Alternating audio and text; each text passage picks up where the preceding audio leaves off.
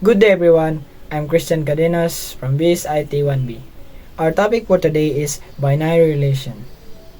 Binary relation is a set of ordered pairs which each pair relates elements from two sets. So sa binary relation naatay duha ka set diriya. Una is ang set A, the set of elements from the first set. Kibali ang set A is mo ang pinakauna nga set sa set of elements sa binary, or what we call the domain. Next is the set B, the set of elements from the second set, which is what we call codomain. Next is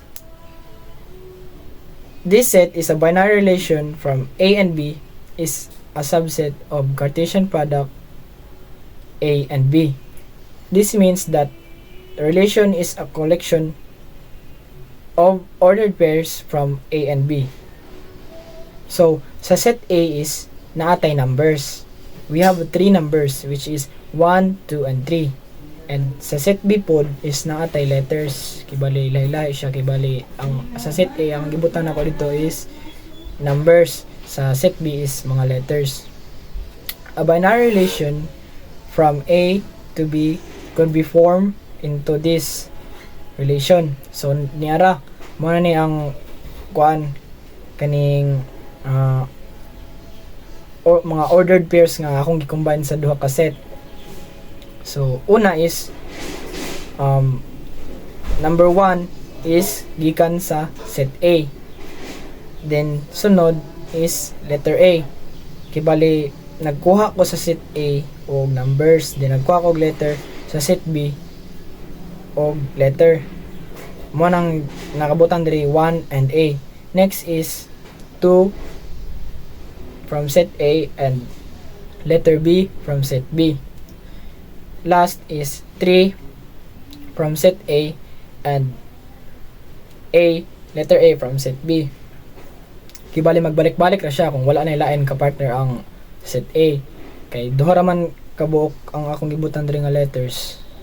So, this relation indicates that 1 is related to A and 2 is related to B and 3 is related to A.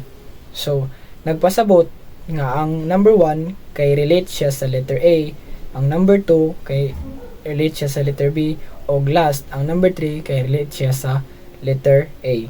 So, na ako example diri ang ako siyang gibuhat based sa akong nasabtan ani nga topic.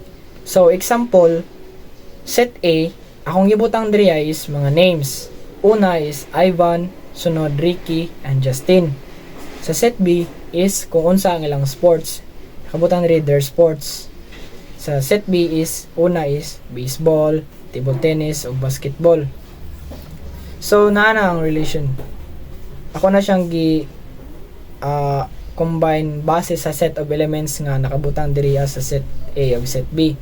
So, sa relation is Ivan and basketball. Then next is Ricky and table tennis. And last is Justin and basketball.